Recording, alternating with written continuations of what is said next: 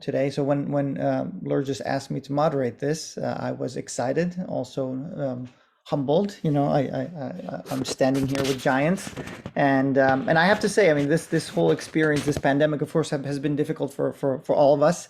But there have been some silver linings, and I think that the difficulty of the events and the challenges have really allowed us to shine even more than usual. We always have been, I think, a bright light in science and leadership involving science and so in the world, really. And I think that that's become even more apparent to many of us that may not have seen it so readily before. And so I really think that the work that faculty have been doing and the leadership they've taken in this time is an amazing illustration of UW's excellence and leadership in the world. And it's been an amazing source of pride, I have to say, for myself, and I know for many.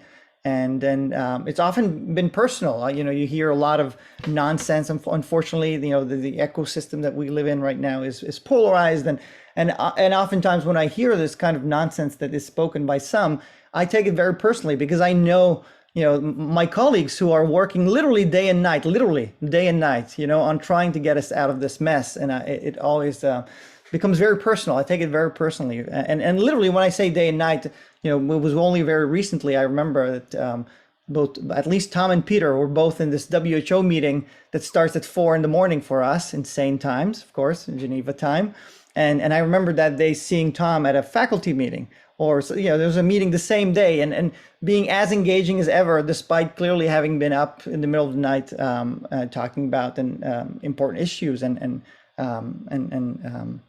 being the leader that he is. And so again, it's been amazing to see that in action, and really it's been an honor for me to be in a very minor role connected to some of the work that I've been involved in with Peter and his group and so on.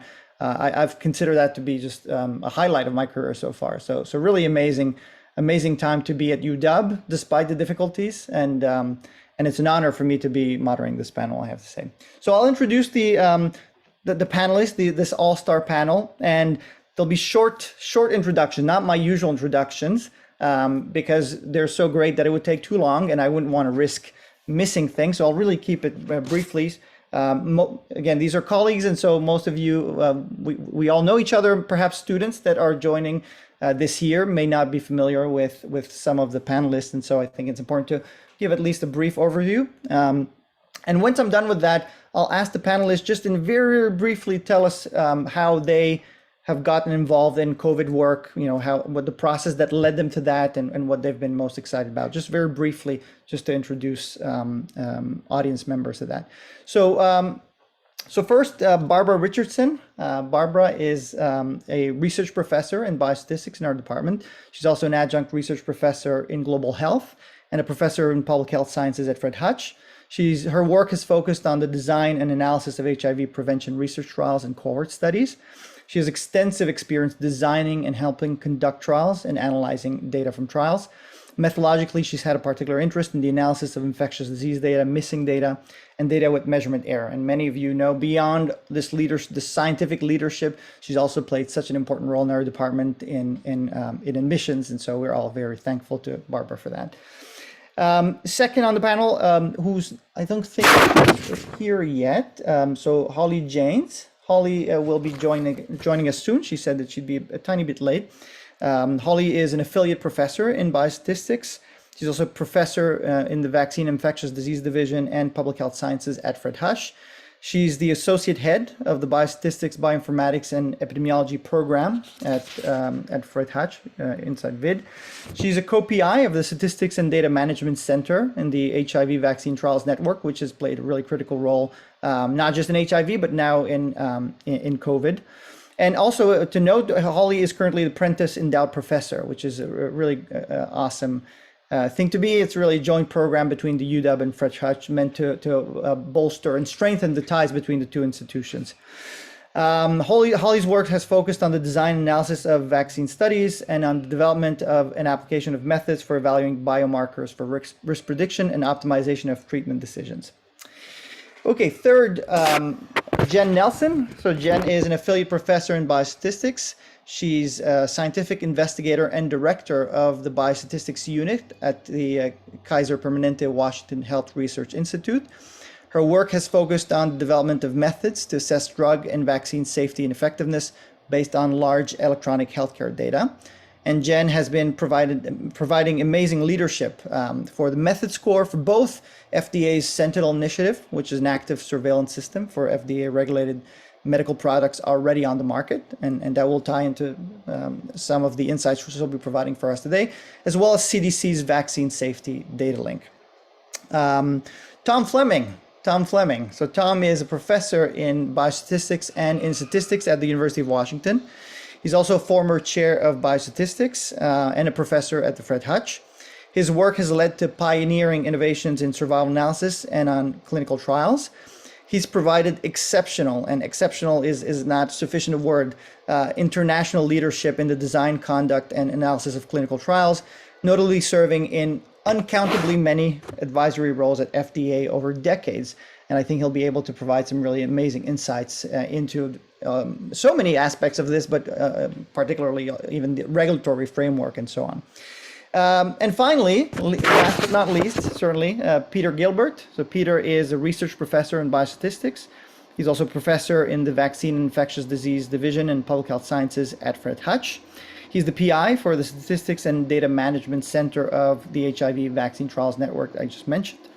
His work is focused on the design and analysis of clinical trials for preventive vaccines and other prevention strategies. He's been one of the leading advocates for the incorporation of state-of-the-art causal inference semi-parametric methodology in the context of trials. And he's provided also quite a bit of leadership in advisory roles involving both NIH and FDA. Okay, so on that, my kid is I don't know if you're all hearing this, but having a moment, one of those moments right now, just at the right time. And so that's our panel of stars. And so again, thank you to all of you for agreeing to do this.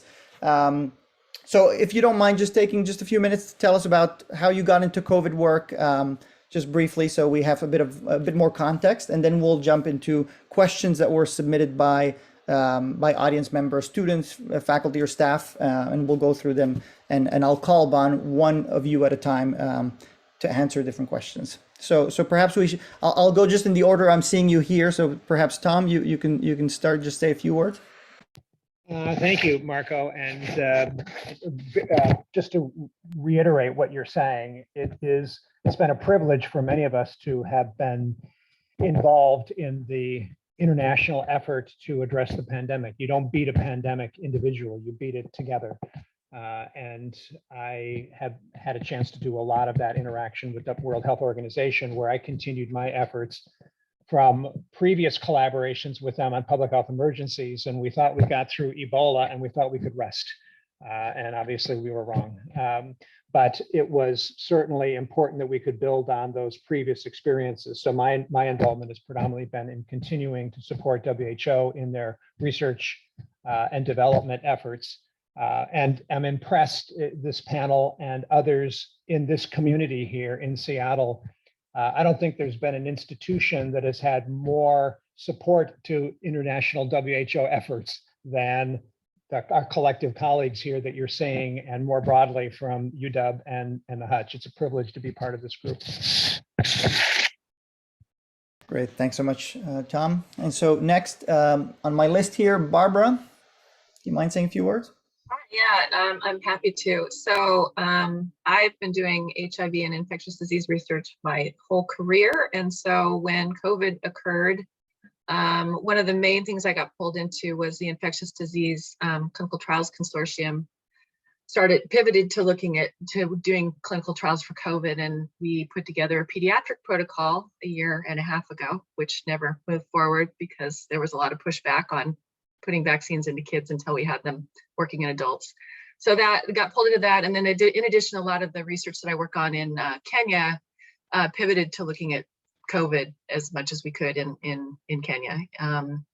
And then I also, through the volunteer call that the School of Public Health did, I got involved with, along with Ruth Etzioni, with the Washington Department of Health, and joined a group there that was looking at local, Washington state data, and briefing the governor weekly on COVID numbers in Washington State. So lots of different ways I got involved. And I have to say, Barbara, it's been amazing to know that some of our very best are actually there, especially in Washington State, providing scientific leadership and advisory advice to the decision makers, in the state. So thank you for that work. Okay, next, Peter. Yes, thanks, Marco. Mostly all I've ever done in my career is work on vaccine efficacy trials. When I got my PhD at the University of Washington Biostatistics, the topic was some parametric statistical methods for vaccine efficacy trials, and I remember Tom was on my committee. So it's always been a pleasure to be part of UW and connected to UW. And then for the last 20 years, I've been involved, most of that with leadership for the Statistical Data Management Center for the HIV Vaccine Trials Network.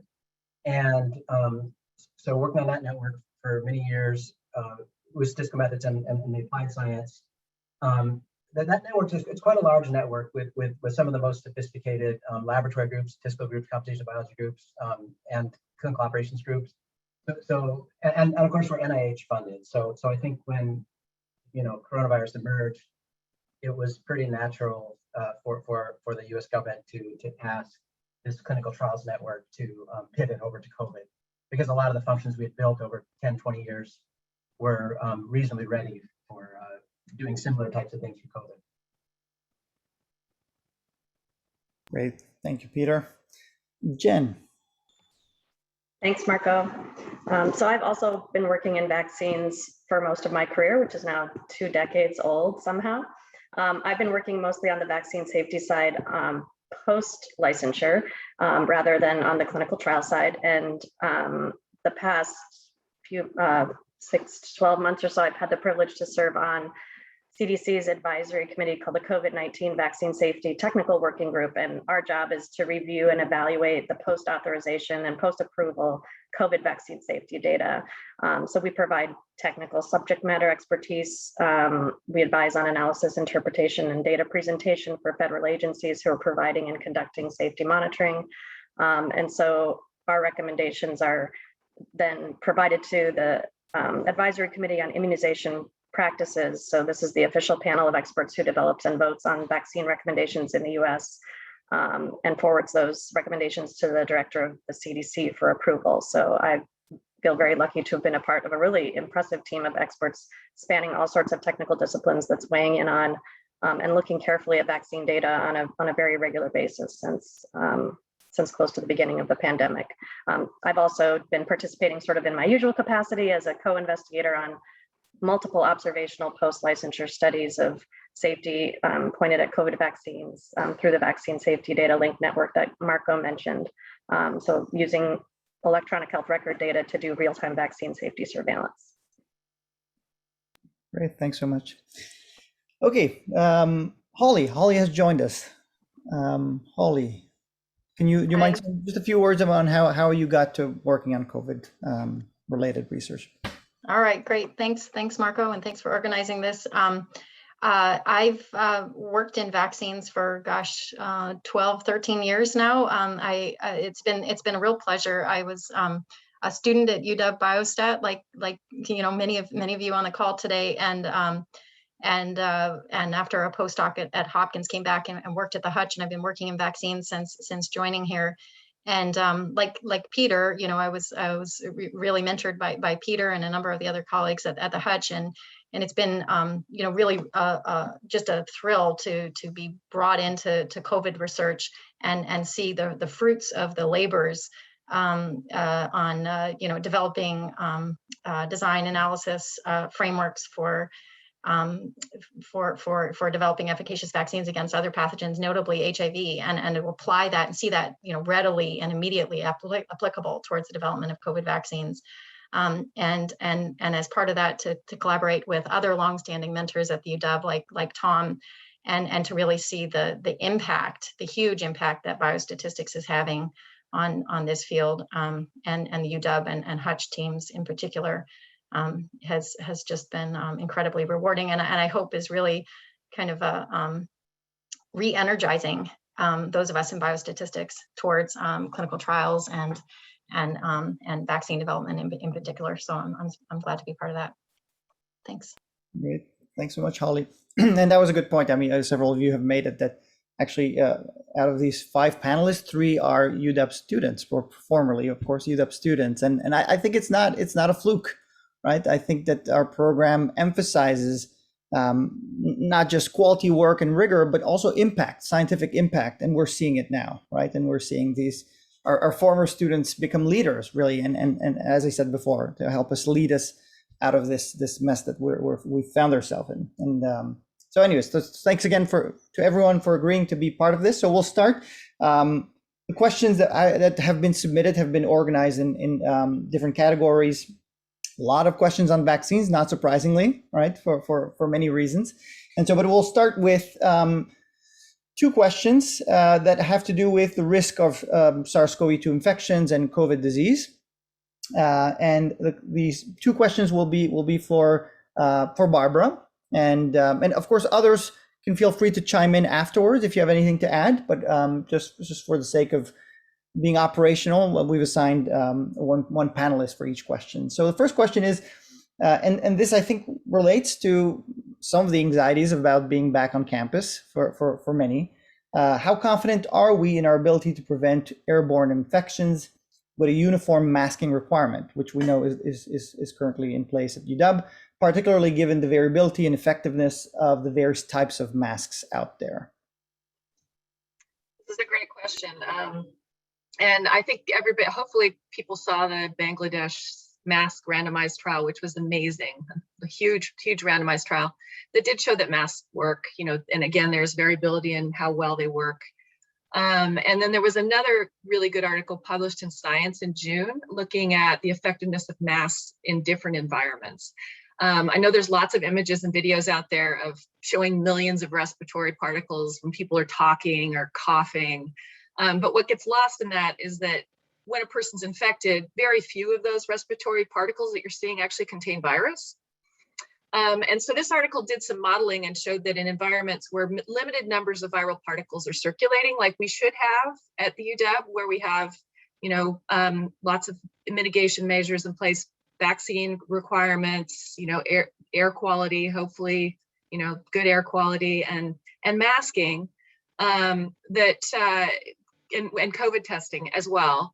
That masks, even lower efficacy masks, ones like cloth masks, do provide an extra level of protection. So I think, whereas some people are saying, is it worth this to wear masks? Do they do anything? Yes, they do. It gives us an extra level of protection. And, and if you're very careful about the mask, wear it as you're supposed to wear it, and, take it off when you're not around others to eat and drink, then I think we're, we won't prevent all airborne transmissions, but we're doing everything the same. I'm comfortable with all the measures that are being put in place to prevent it. That's great to hear, especially, I think masks are not made, equally, certainly. And not everyone is going around wearing an N95 mask. In fact, most people are not. But you're saying that even with regular masks, actually, it helps. It adds an extra layer, and I think you've seen this thing online, right? This Swiss cheese model for prevention, and I think it's just one of those layers in there. So thank you for that. Another question that came in for you, Barbara: are you able to give some perspective by roughly comparing the risk of hospitalization or death from COVID for a vaccinated person in a highly vaccinated setting like UW and at a micro level like the university versus, for example, similar risk from influenza during a typical flu season that we may have encountered in the past? So do you feel we're back at background levels or not? So this was a really great question, and one that I've meant to look at for a long time and just hadn't. So I, made me do some homework. So what gets lost in all the media regarding these breakthrough infections, high rates of hospital occupancy, and everything we seem to hear about COVID, which is awful, is that these vaccines work incredibly, incredibly well in preventing severe outcomes. So there are very, very few unvaccinated people in the hospital. So let me give you some numbers. To look at this, we can look at the incidence of hospitalizations and then the incidence of deaths. And King County data currently, the new data that they have on their website, which is fantastic as well, shows that in currently currently shows that in COVID vaccinated, fully vaccinated people, COVID hospitalization rate is 0.21 per 100,000, 0.21. For a flu in the US, if you look over the past decade, in the lowest flu season, this rate was 61 per 100,000. So it's a vastly large difference. Okay, these vaccines are working incredibly well. And then for death, you look at the numbers, it's 0.14 per 100,000 in a fully vaccinated person in King County with COVID. And in the US, in the lowest flu season we've had in the last decade, this number was 3.7, so 26 times higher. So 300 times higher for hospitalization, 26 times higher for death when you compare the flu to COVID. So that should make you feel fairly safe if you're fully vaccinated. Those are amazing numbers. I had not heard those numbers, and it's really quite impressive, I have to say. So we just need to get everyone vaccinated, essentially, all right? And then we'd be in a very different situation, presumably. So just to quickly add, I totally agree with what Barbara said, and one of the questions I want to answer later on builds on this. So just to look at this in a complementary way, the pandemic led to about 40 million infections in the US. And it's a pace that is about 10% of the country per year. And deaths have been on an annual basis about 400,000. If you look over the last decade for influenza deaths, it's 38,000. So that's why we cared so much more about COVID. It's tenfold higher. But the vaccine efficacy for these vaccines, particularly against severe disease and hospitalization, as Barbara's saying, is amazing. And so it truly is reducing it, if you're vaccinated, to the background rate that you would expect to typically be the case for an influenza. And while we don't yet vaccinate our children, COVID has been much less impactful for small children than the typical influenza is, where about 1 in 1,000 deaths have been in children. So in essence, if you are a vaccinated adult or even an unvaccinated child, you're not in a higher level of risk than you would typically see in influenza. And I want to come back to these facts later on. Great. Thank you. Thank you, Barbara and Tom. Okay, so now we're going to jump into vaccines. And we've already started talking about vaccines because they're so central to everything, really. And so a question for you, Holly. So what have we learned from trials, from these big trials that have been run, about the efficacy and safety of these COVID-19 vaccines? All right, so I'll be brief. I'm sure others might want to elaborate on what we learned since the trials and beyond the trials, because there's a lot of data out there, and we all see it each day, reflected in even the popular press. For context, there have been 4 phase 3 trials of COVID vaccines that were U.S. government funded that have been really integrally involved the contributions of the Hutch and UW Biostat teams. Those are the Moderna, AstraZeneca, Janssen, and Novavax trials. There's another trial underway studying the Sanofi vaccine, and of course there's a handful of other trials, other large phase 3 trials that have been funded by other entities and conducted by pharmaceutical companies. So I just want to provide that as context, and what, generally speaking, what we've learned from these trials is that these vaccines, as was reflected in earlier comments, are remarkably effective. And I think looking back, what we all thought going into this, they were surprisingly effective. The bar that was set for the US FDA and the WHO with regard to success criteria was a minimally effective vaccine would be have a point estimate of 50% reduction in disease, ruling out a 30% reduction as a null. And generally speaking, these vaccines have far surpassed that bar of minimally effective vaccines, with in particular the mRNA vaccines, the Pfizer and Moderna vaccines, having estimated efficacies upward of 90%. So quite remarkable levels of efficacy. And most important, as Barb highlighted, the endpoints we care most about, which are really severe disease and death, they're even more effective at preventing those outcomes with very few so-called breakthrough cases of those endpoints among people who are fully vaccinated. And so surprisingly efficacious and much even greater efficacy against the most clinically relevant and personally relevant endpoints that we all care about. In terms of safety, generally speaking, these vaccines have all shown quite a good safety profile. We look in vaccine trials at people having what's called reactogenicity, local and systemic reactions to the vaccination within about a week of each dose of vaccine, and we also look, more comprehensively at AEs that might occur at any point in time during the follow-up period, and these vaccines had a good safety profile as evidenced by the phase 3 trials. Most participants had only mild reactogenicity and resolved within a couple days. And of course, that's really all we can say from the phase 3 trials, because even a large phase 3 trial like was conducted in 30 to 40,000 participants is not large enough to rule out very rare safety events associated with these vaccines. So now we enter the phase 4 era, when these vaccines are being rolled out in millions of people around the globe, and we're learning a lot more about what might be rare events associated with these vaccines. But all that has to be put in context with regard to the tremendous benefit of these vaccines in terms of a massive reduction in hospitalization, severe disease outcomes, and death. Okay, so I'll stop there to keep comments as short as possible. Great, thanks so much, Holly. So moving from there, from the same question. So I and for the panelists, I've moved some of the questions around in order to make them flow as natural as possible. So building on this, so we've talked about the safety of the COVID vaccine trials as determined from the trials themselves, and so now question for Jen is, how is vaccine safety monitored post dissemination? So not just, I guess in this case we can't say post marketing, right? Because there isn't marketing supposed to for under EUA. Now we have an approval for the Pfizer vaccine. What is the vaccine adverse event reporting system, and how can credible causal links be established from the data? And then there'll be a slight follow-up to that, which is, how easy is it for ill-intentioned individuals to sabotage the system by submitting bogus reports, which is all about how do we actually use these data to make credible statements?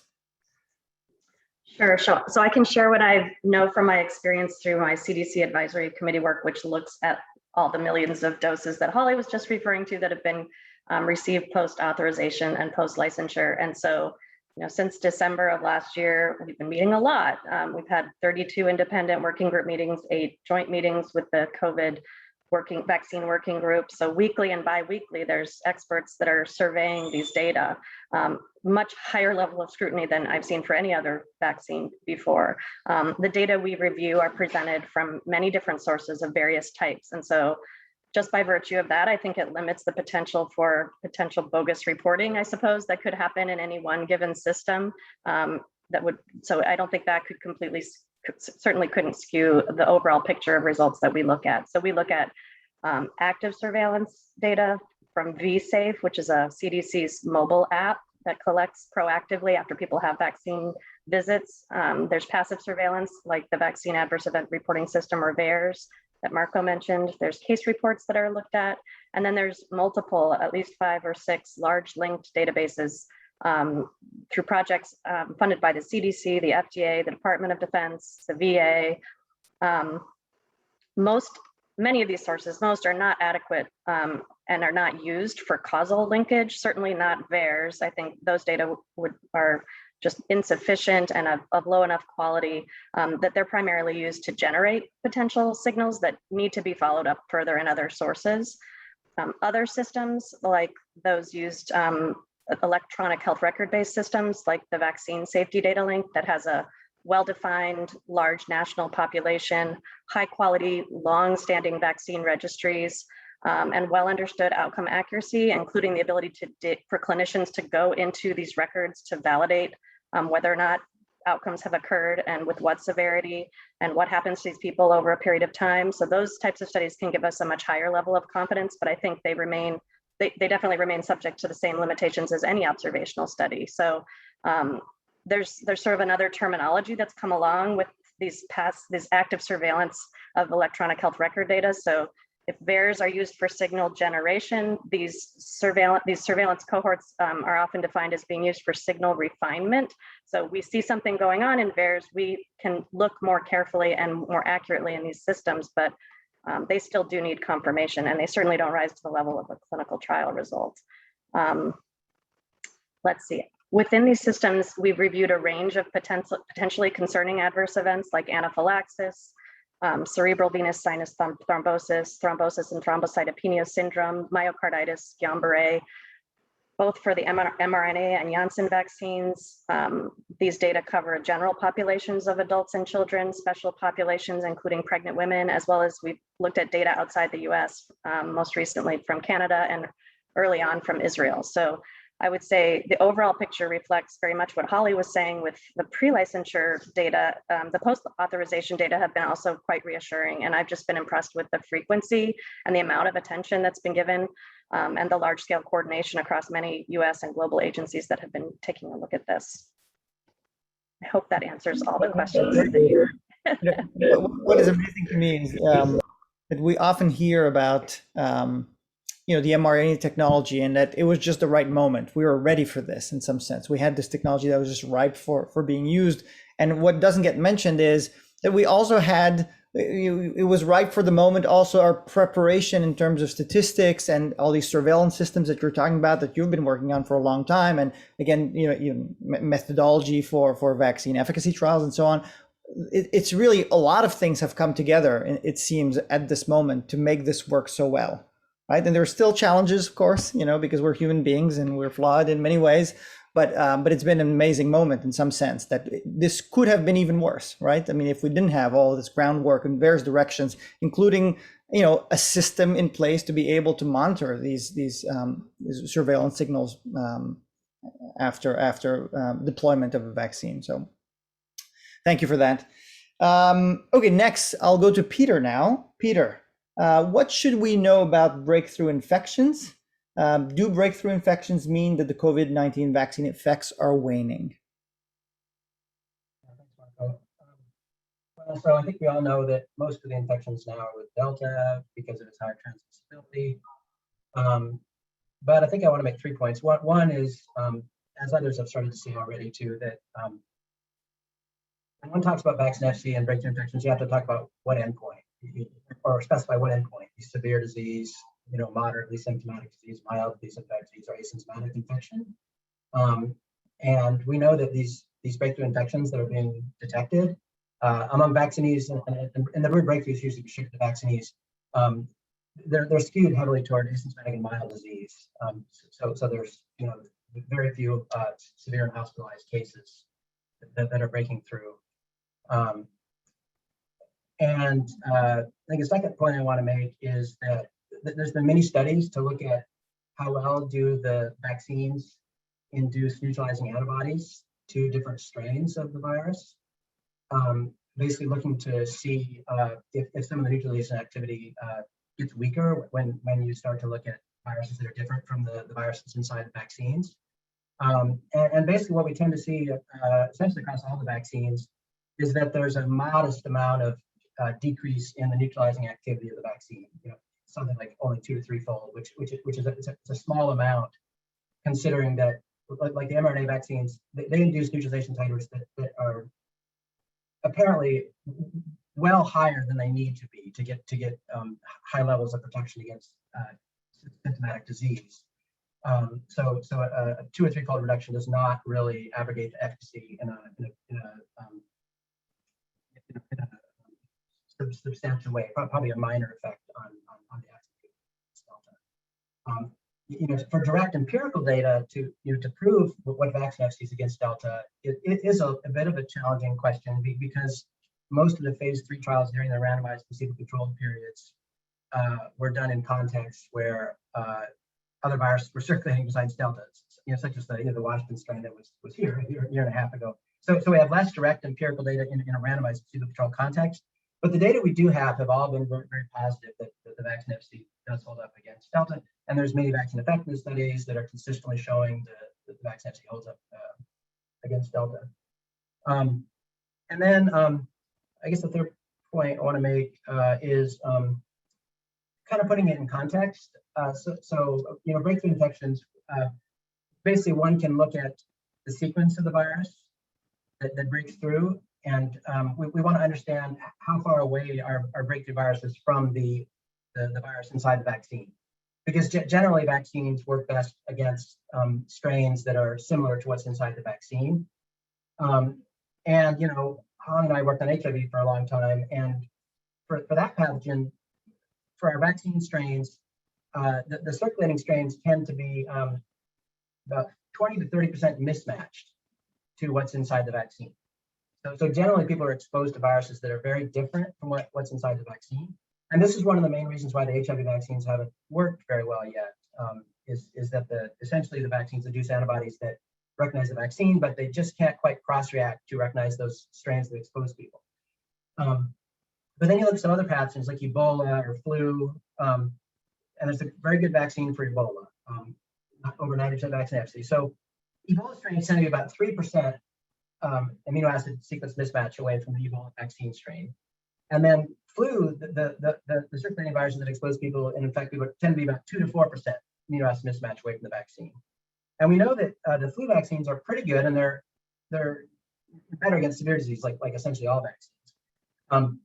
And then we move to SARS-2, and basically the distance of the circulating viruses to the vaccine strains is much less than for flu. It's about 10 times less in its amount of amino acid mismatch. And I think that's one of the reasons why we've been seeing that the vaccine efficacy for the COVID vaccines has been better than what we've seen for vaccines. And in flu, there's a lot of discussion about this concept of antigenic drift versus antigenic shift. Drift is basically incremental mutations occur. A virus is going to evolve, and over time, the circulating viruses are going to get a little bit farther away from the vaccine, and so slowly the vaccine efficacy wears off just a little bit over time.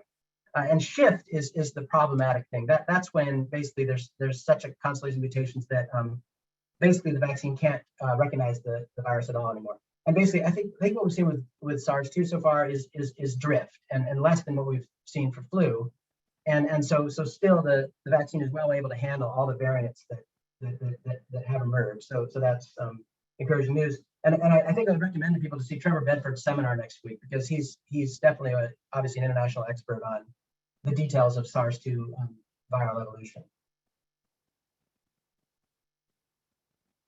And there's a question that came in, a follow-up question. This is from Jim. So your comments about in vitro neutralizing antibody response also apply to the mu variant. Do we know anything about this mu variant and how the vaccines are doing against it?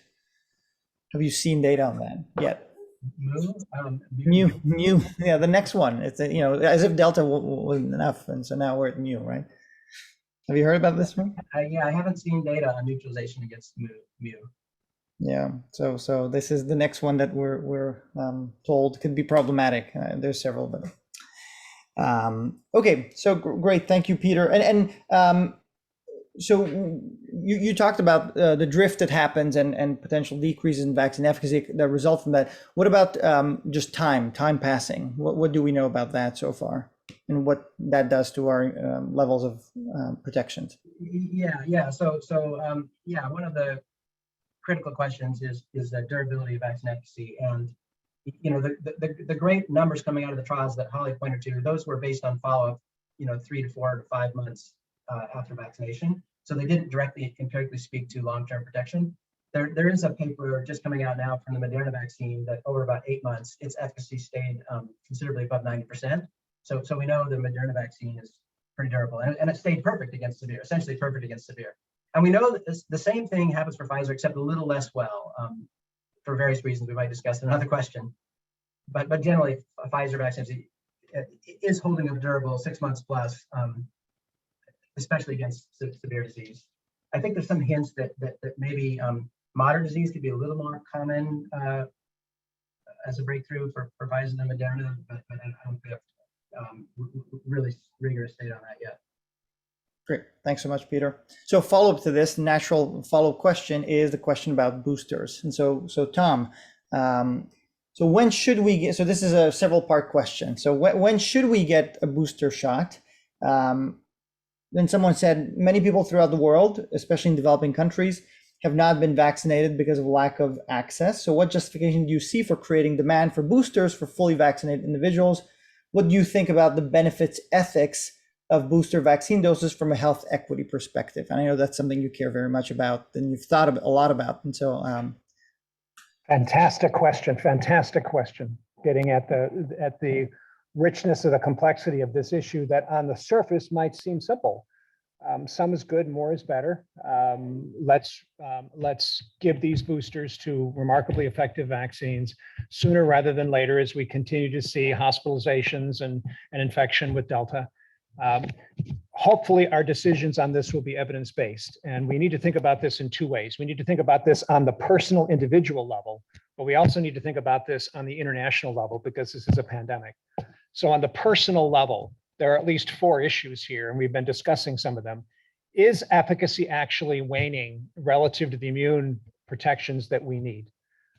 And in particular, as was pointed out, waning with respect to what we most care about in terms of how it would affect our protection against severe disease, hospitalization, and death. Secondly, is efficacy diminishing because of these emerging variants? Thirdly, is a booster actually protective? There's an initial study out there from Israel that says, hey, it's amazingly protective. In fact, it was presented to President Biden yesterday, where there are an awful lot of uncertainties in the way that study was actually done.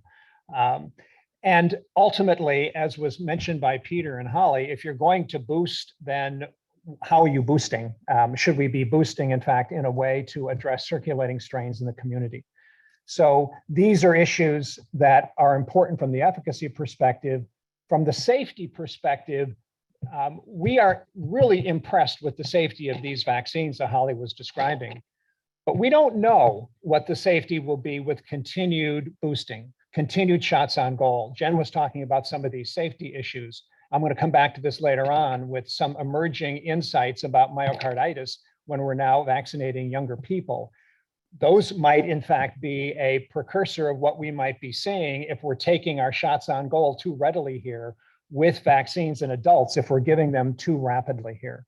So we need evidence-based medicine. We need to study these issues in a scientific way, rather than proceeding in an emotional way. Well, wait a minute, though. Still, it seems likely that the person will be more benefited than harmed. This is a pandemic. We don't beat a pandemic by solving the problem in ourselves or in our country. We solve it in the world. And when we look around the world right now, the question was beautifully written. There's many parts of the world, lower income parts of the world, haven't yet hit 10%. Guatemala is still at 2%. Colombia, Mali, Philippines, many other places are at 10%. So first of all, as was stated, there's health equity that we need to be thinking about. But if we don't, and we think about ourselves, there's emerging viral variants. Who said Jim said the new variant? It's coming. Where did we get Delta? We got it from India. We weren't vaccinating. And so there must be better scientific leadership to make these decisions about how to use our limited supply of available vaccines, how to increase that supply, and how to proceed in a scientific evidence-based way. So I'll make a little bit of a pitch. Look at Lancet on Monday. I think we have an article coming out on Monday that was exactly written to answer this question. And there's 100 studies that are referenced on 2 of those issues. One is we're not seeing waning immunity. And we are seeing, as Peter said, continued protection against variants, including Delta variants, which I'll come back to in one of the future questions. We need evidence-based science here, and we need to solve this with a worldwide strategy, not with a personal strategy or even a US strategy. Thanks, Tom. And I'll actually use the opportunity to skip to a question that's meant for you. But it's further down the list, but I think it makes sense because a naive person like me would say, but wait a second, I mean, can we do all of this? Why can't we just ramp up production and do everything, do boosters and worldwide production? So the question is, what has held back the production of vaccines to inoculate the entire globe? Resources, a lot of talk about intellectual property patents, whether that's being a barrier that should have been removed, should be removed, will perhaps be removed at some point. And so do you see that as Are there different strategies that could be taken to increase the production to begin with, so that perhaps this conversation becomes less critical? I'm going to be very brief because there's so many other issues as well, and this is one of many, but others may have more insights. Yes, indeed, part of the issue is resources and antigens and availability and what we can do, and others know more about this than I do. But the other reality that we have to acknowledge is that the rich countries are in a position to have a lot of access that others don't get access to, in a way that in a pandemic is a disservice to everyone. And a simple example, the United States pays far more for their health care than anyone else in the world. Go back and look at age-related macular degeneration and look what we pay for Lucentis and Avastin versus the rest of the world. We could spend an hour on that. But we have legislation that says that Medicare cannot negotiate on drug prices with industry. Why am I talking about that now? Because a headline that I saw is, wonderful, Moderna and Pfizer are going to make another $50 billion by marketing booster doses. Yeah, they will, because of the way we haven't solved these economic problems in dealing with healthcare. And it's coming back to us now, and it's hurting in this way because there are multiple incentives to be able to continue to provide care to those parts of the world that can pay top dollar for it. And this is a setting where it hurts everybody. Great. Thanks so much, Tom. Okay, now, Peter, so far, what is the quality of the candidate correlates of protection? Perhaps you can say something briefly for those who don't know what that term is. What's a correlate of protection? So what is the quality of the candidate correlates of protection considered so far compared to those available in other infectious diseases? And as a follow-up, supposing that the answer is we're finding pretty good correlates of protection, you envision publicly available assays to quantify quote unquote current immunity anytime soon, so that members of the public can just go and test themselves and be confident that they, if we're talking about boosters, that they're good enough, that they don't need to think about a booster and so on. Okay, yeah, so a correlate of protection, that can be thought of as a biomarker that is measured from a blood sample from a trial participant focusing on a vaccine recipient, drawn, say, 3 weeks or 4 weeks after the second dose. And it'll be something like a quantification of how many neutralizing antibodies are in the sample, or concentration of IgG binding antibody. And an immune correlate of protection is essentially the same thing as surrogate endpoint, which means that there's some way to analyze the vaccine effect on the surrogate endpoint and be able to reliably predict the level of vaccine efficacy against some endpoint that's clinically meaningful, like severe disease or symptomatic infection, or other clinically meaningful endpoints. And if we're able to validate a correlate of protection, then it's useful for accelerating vaccine development, because basically you might be able to approve vaccines more quickly. And I'll say a little bit more about that in a minute. But one of the main things that the COVID-19 Prevention Network is doing, and that's this NIH-funded network that we're all part of, and basically the statistical center is here at Fred Hutchinson University of Washington. One of the main thing it's doing is designing and conducting a harmonized analysis of the correlates of protection from the 5 different phase 3 vaccine efficacy trials that are US supported. And we've had several students involved, so we'd love to keep on getting more Biostat students involved. And we finally got our first correlates results in the Moderna study, so you'll be seeing that paper. And I should say that some of the results that seem to get the most attention, like the picture I saw in the White House press briefing, was a picture with an analysis designed by Marco suggested the analysis, so you can get kudos, Marcos. But it was the analysis of controlled vaccine efficacy, which his student Avi Kenny is working on. So just to highlight, we always look for students to contribute to the research. But to get to your question a little more directly, how good is the correlate? So I'll look at 2 different kinds of patches. There's non-respiratory diseases and there's respiratory diseases. I think for non-respiratory diseases, there's some antibody markers that are validated as surrogate endpoints. They're used for approval decisions, they're fully accepted by regulators. There's several vaccines like this. It's things like polio and rabies, where a neutralization surrogate endpoint is accepted, or Hib conjugate or pneumococcus vaccine, where an ELISA binding antibody marker is accepted. If we then think of the small class of respiratory diseases like influenza and RSV, say, for influenza, basically the HAI titer is used each year to help the WHO and the FDA advisory committee to decide what strains to put into the flu vaccine. So essentially, this HAI marker is used for vaccine strain selection approval decisions. But then if you look at the quality of evidence for core protection for HAI titer and compare that to what we have for binding antibodies, neutralizing antibodies for the COVID vaccines, I would say it's a kind of a close race. It's hard to tell which one is better than the other. They're both pretty good. And if anything for COVID, the neutralization might be a better correlate. If anything, that can be my speculation. And over time, we'll get enough data to really answer that. But in influenza, it's kind of known that HI it's workable to make decisions about vaccines, but it's somewhat flawed. So we got to improve it over time by getting additional immune marker measurements into the surrogate to make it better. So far for COVID, it looks like neutralization alone is very useful for guiding provisional approval decisions. And then let's see your question on individual level applications. So generally these calls of protection, they're not used for individual applications. What they're used for is basically allowing rapid traditional or provisional approval of a vaccine. So one of the examples that is on our minds right now is we would love to see vaccines properly approved for elementary school kids or even younger.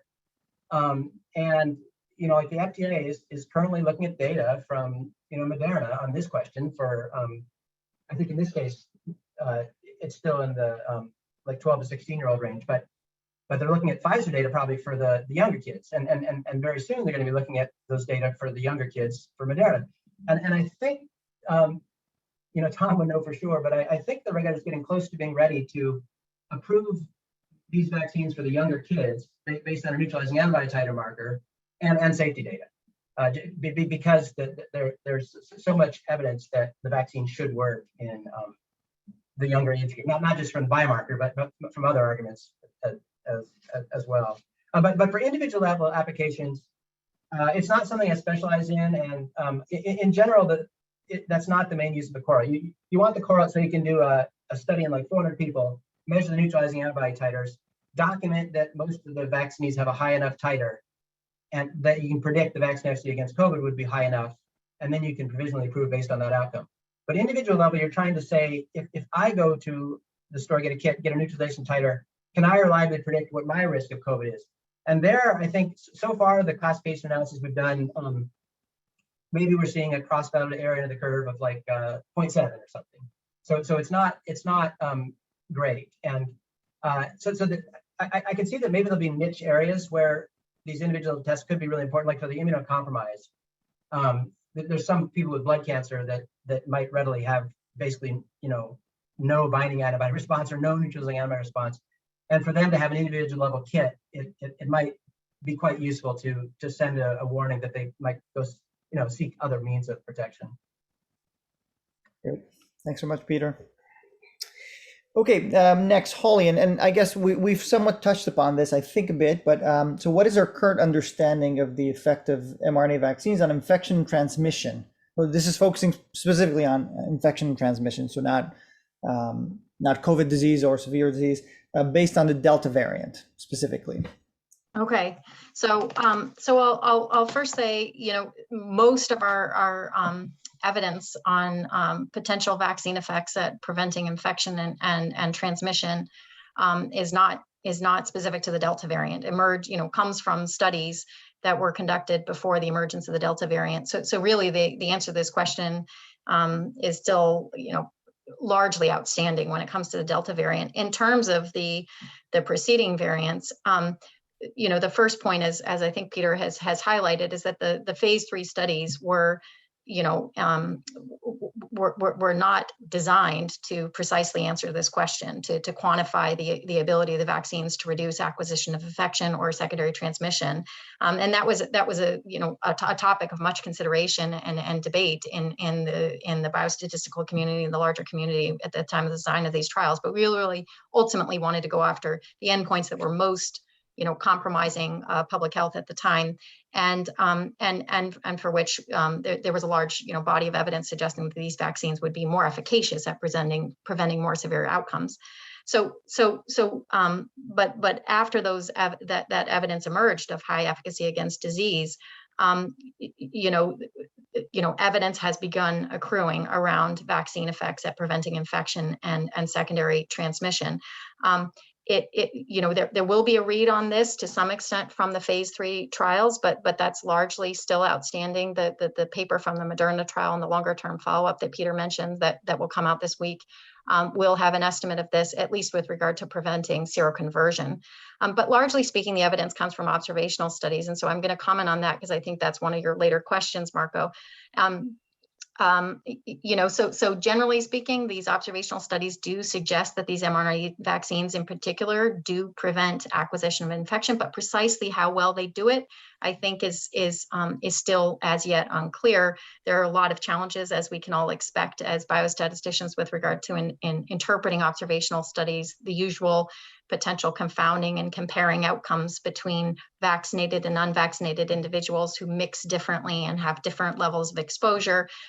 Potential temporal confounding when we're looking at trends in acquisition of infection over time, and importantly, issues with regard to what endpoint is one looking at in an observational study and how was it captured. And a lot of these observational studies are really still enriched for individuals who have symptomatic disease, because that's in most communities how infection is surveilled is symptomatically. So the data do suggest that these vaccines do prevent acquisition of infection, but there's a lot of uncertainty around that and potential biases that we think about when we interpret the data as clinical trialists and as biostatisticians. Again, evidence suggesting that they do also, there's recent studies that do point to an effect at reducing transmission of infection, strong studies looking at household transmission from vaccinated breakthrough cases versus unvaccinated infected individuals to their unvaccinated household members. Again, suggesting these vaccines likely do prevent to some extent secondary transmission, but a lot of uncertainty around that. And as for the challenges with regard to acquisition of infection, ascertaining secondary transmission, especially in the context of observational studies, is challenging, as we all might imagine. Figuring out who infected whom when there's not frequent systematic testing is a considerable challenge. There's actually one ongoing landmark study to try to ascertain that's involved a number of us in the CoVPN. It's a CoVPN study that's ongoing, where we're trying to really more definitively nail this question for the mRNA vaccine. But I think for Delta, the question is still outstanding, and this ongoing trial will be conducted in the context of the Delta variant. Maybe Tom. just add quickly to that important insight from Holly. If we look at Delta in general and looking at vaccines in general, and what is their protective effect for symptomatic disease and for death and for at least severe disease. We were looking this week at 17 publications that revealed, mostly observational studies, but revealed what is the current vaccine efficacy for symptomatic disease against the Delta variant. For the AstraZeneca class, it's around 67%. For others, it's about 78%, which is not very far from what those levels of protection were against the original vaccine efficacy. And the good news is, for severe disease, in 11 publications, the median efficacy against Delta variant is 92%. So the publications that are coming out worldwide are indicating that these vaccines continue to be very protective in the ways we most care about for Delta variant. Thank you, Tom. So we'll do maybe a couple more vaccine questions, and I'll skip the rest just in the interest of covering the whole spectrum of questions that have come in. So Jen, two questions for you. So one is quite broad, and so you have any thoughts on how we can effectively counter unsubstantiated claims of vaccine harm based on either anecdotal or coincidental events, especially given the current political context? Is this something that we as statisticians should be thinking about or even trying to help solve? It's a hard question. Yeah, that wasn't on your list. I thought it wasn't. So anyone, actually, this is for anyone really, but yeah. I think we all grapple with this in our conversations with people around us who are hesitant or on whatever spectrum they are with thinking about getting vaccine. And we think about this with the when we see data that are reported to us that we know we could imagine being displayed differently or better. And so, a lot of this comes down to simple descriptive statistics that accurately say what's going on and are relevant, that are, and I don't have the dashboard, but I imagine in my brain, this dashboard you could show somebody that would just provide, whatever the state of the art is in terms of risk and benefit. I think, in my world, we focus so much on the safety and we do a really great job at characterizing it, but we have to then place it in the context of the benefit. And there's people doing that too, but we absolutely have more that we could do in that realm. In terms of combating the politics of it, I would ask somebody else to address that question. We need social scientists involved in here as well. It's just, I think it's a question for us, the extent to which we as the data folks, in some sense, how much should we be involved in combating disinformation? And we have some of those discussions in the Seattle Symposium, and I think it remains extremely relevant, right? It's something that we think we should just do quality work, and policy will follow, and so on. But it's just not that simple, unfortunately, right? And it's frustrating, I think, for a lot of scientists. Okay, so sorry if that was a curveball, Jen. So the next one should be hopefully it was on the list. So can Kaiser Permanente, as a closed healthcare system with a strong research infrastructure, play a special role in emerging crises like the one we're experiencing that require learning through rapid clinical experimentation with various potential strategies? Yeah, I can do this one. Kaiser is extremely well positioned in the ways that you describe, or this question asker described. And I think that combined with really strong leadership to quickly harness those resources and put lots of pieces together. For those reasons, Kaiser has been playing a key role in the clinical experimental space. I think that's most notable in the vaccine trials that have been conducted at KP Washington. So this has leveraged the NIH's Vaccine Therapy Evaluation Unit, this longstanding vaccine trial team. And so this infrastructure stood up the first phase 1 clinical trial for Moderna's vaccine, led by Lisa Jackson, and that started in March of 2020. That was followed by the participation in the phase 3 effectiveness trial that began in the summer. And then there's another phase 3 trial that started in November of 2020 to evaluate the Janssen vaccine. There are more trials slated to collaborate with HDT Biocorp on phase 1 trial for their vaccine. And right now they're recruiting for a national trial to explore benefits of pairing doses from different vaccines. Beyond Kaiser Washington, other Kaiser sites, so there's, I think, 7 or 8 different Kaiser regions, all with research institutes and with populations of different sizes. So some of the bigger sites in California, like Kaiser Permanente, Northern and Southern California, have participated in nationwide trials of various novel treatments like blood plasma from recovering patients. So coordinating just within Kaiser, coordinating across 21 medical centers. KP Northern California has also participated in a number of industry-sponsored drug trials, remdesivir and others, and then lots of observational work. So yeah, there's a lot going on and probably more we could be doing. Great. Thanks so much. Thanks for being good sport. Taking the questions, even though they might not have been on the list. Thank you so much. Okay, so we're going to move now to a different category of questions. So this is the last category. So broader policy issues, and it's a vast category. And so Barbara, we haven't forgotten you.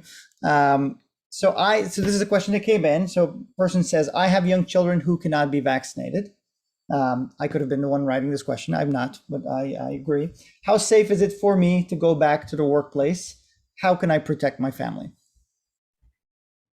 This is a great question. And as I said, actually one of the greatest frustrations in my career ever was in 2020 when we had a pediatric vaccine trial ready to go and the companies wouldn't do it because of public pushback. So I'm optimistic that we will have a vaccine available to 5 to 11-year-olds soon. In the meantime, to answer your question, I think the university is implementing as many methods as possible, vaccination, masking, good testing program to make the workplace as safe as possible. And then the best way to protect your family is just keep doing all the things we've talked about over the last year and a half, with respect to masking, vaccination, distancing as much as possible.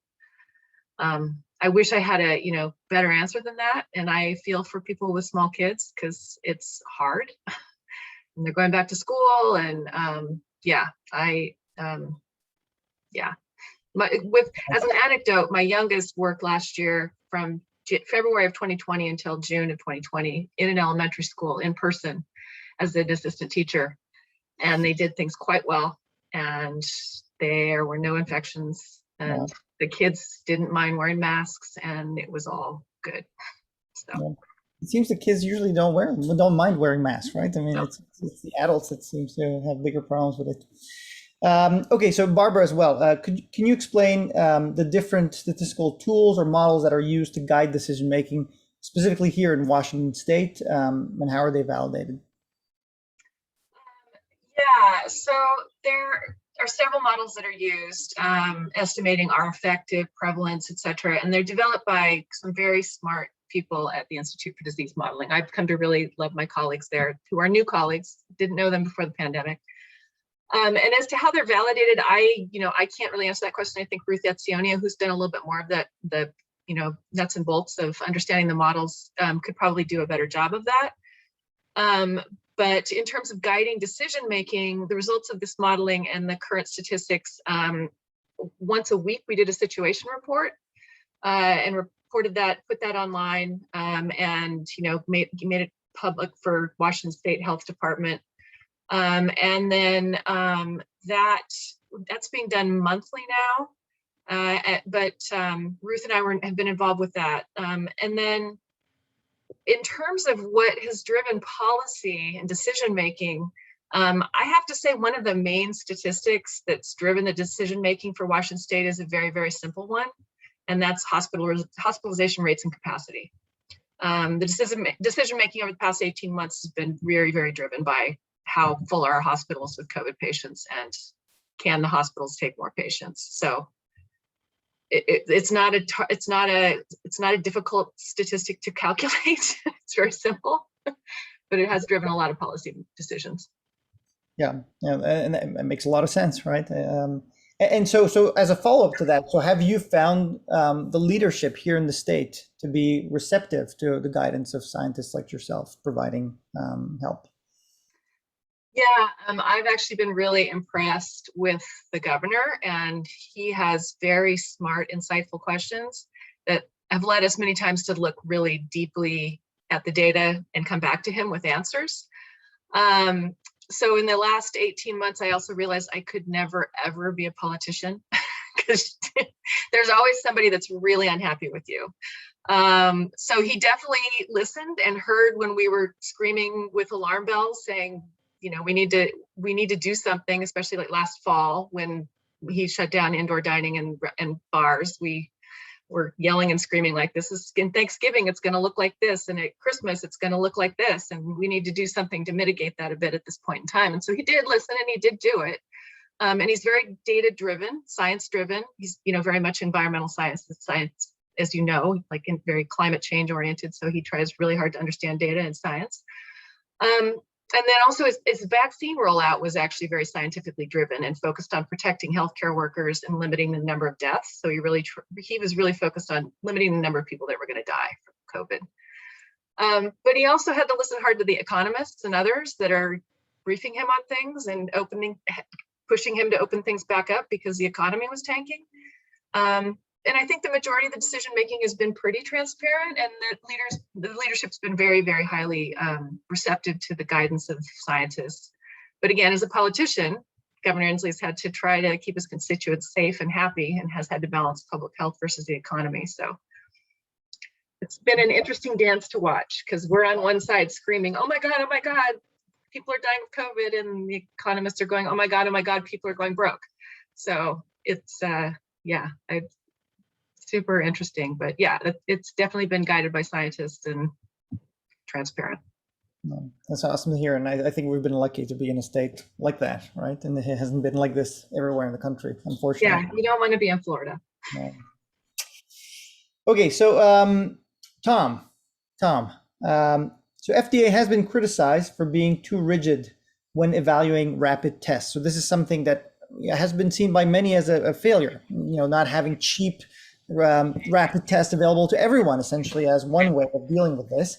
And so the criticism has been that perhaps tests should be seen as mass screening tools rather than clinical diagnostics. And so maybe they don't need to have as good performance as the kinds of tests that are performed in a clinical setting. And so more broadly, is the regulatory framework of FDA flexible enough to effectively deal with public health emergencies? So I'd like to comment on this. There's actually this and a related question that's going to come up on FDA relative to its stance in childhood approvals, where Holly's going to comment first and I'll follow on. It might be most efficient, Holly, if you went first on that. The question that second question is FDA is currently holding back approval of vaccines in children based on the need for additional safety data. This inevitably has resulted in many kids becoming infected that could have been vaccinated. What are the short and long-term consequences? How does benefit to risk fit into FDA's decision-making? It might be best for me to comment on the two together, but I wanted to see if Holly wanted to comment first on that. You go ahead. I can follow you, Tom. Okay. Go ahead. So to address both of these questions, these are obviously really important questions. Our regulatory, we very much depend upon our regulatory authorities to protect the public, to ensure that interventions that are used have adequate evidence of established efficacy and safety. And yet to do so in an art manner, in a manner that doesn't deprive us from having adequate access when there's a huge unmet need.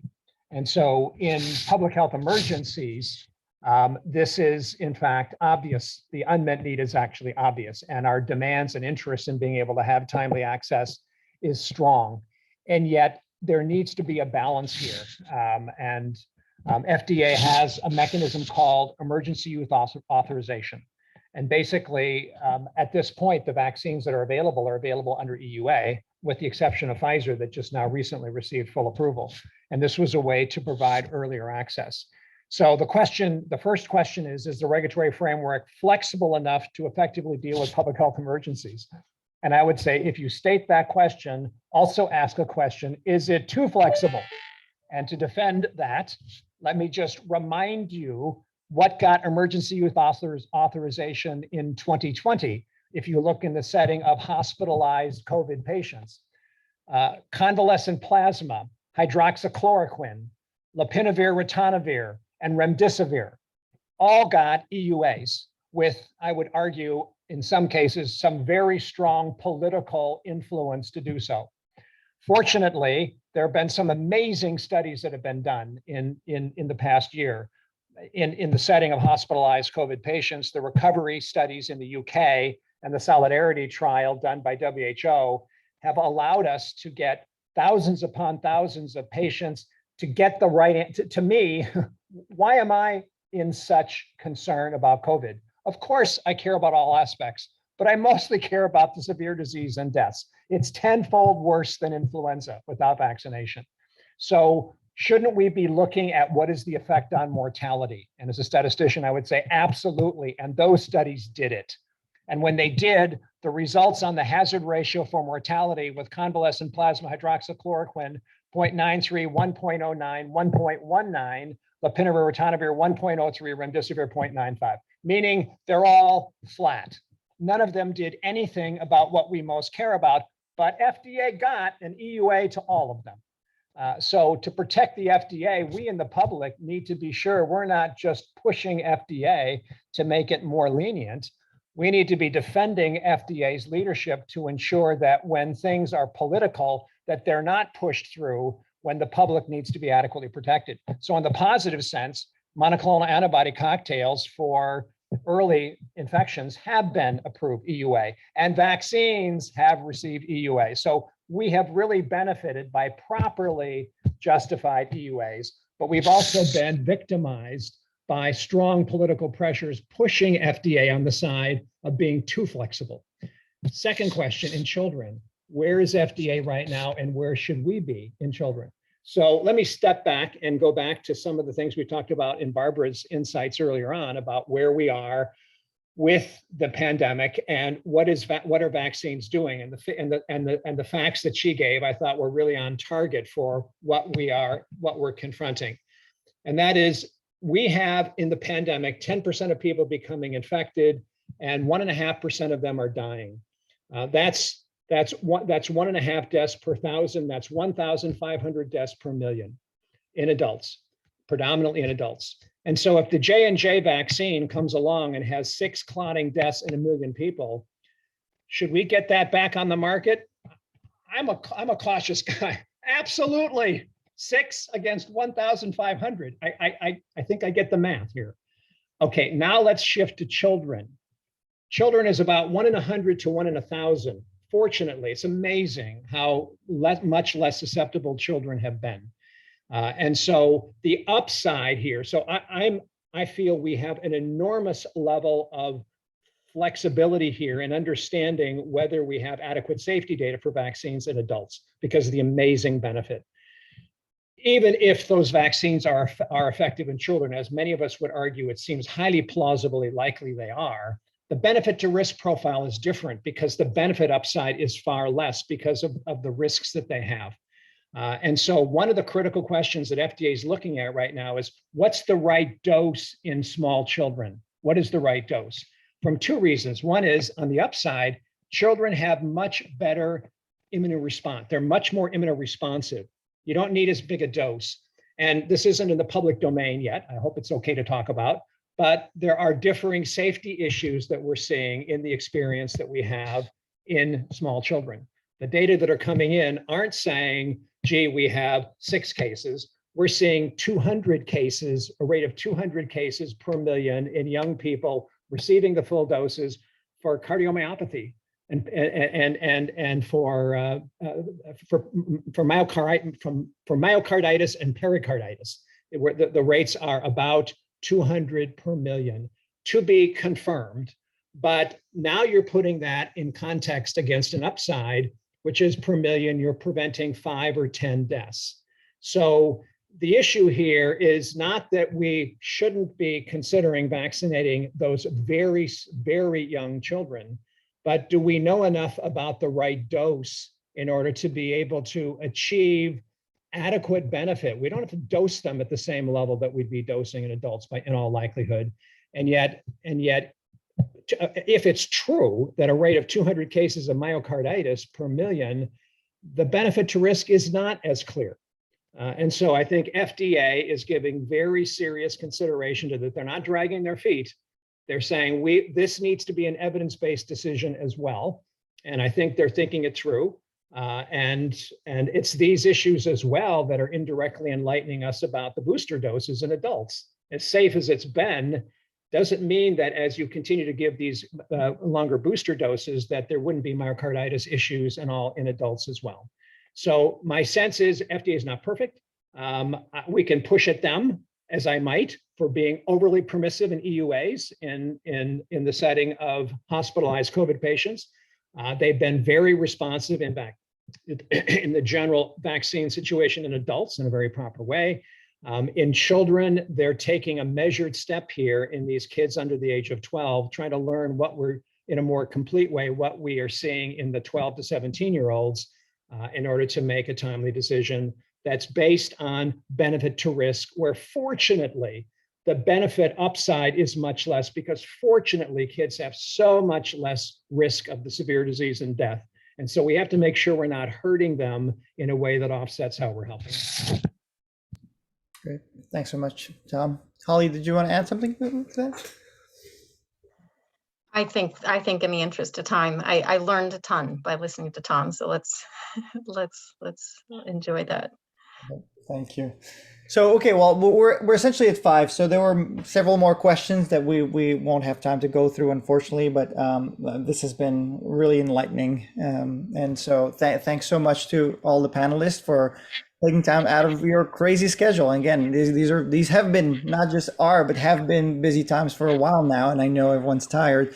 And the fact that you were able to carve out some time to enlighten us and to give us some insights is really, really appreciated. I know by myself, but by everyone. And I also want to thank the leadership of the department for even putting this event together, for suggesting that we do something like this. Again, this is not a regular seminar. This is off schedule, but I think it's the right time, to actually have a get together and discuss these kinds of issues. So again, thanks everyone. Thanks to the panel. Thank you to the panelists again, and thank you to audience members as well for taking part in this. So thank you, everyone. Bye-bye. Thank you, everyone. Thanks to the panelists. Thanks to Mark for moderating, and for everybody who attended today's meeting. Thank you, everybody. Bye. Great job, Marco. Thank you. Great job. All of you. Thank you all. Thanks, Marco.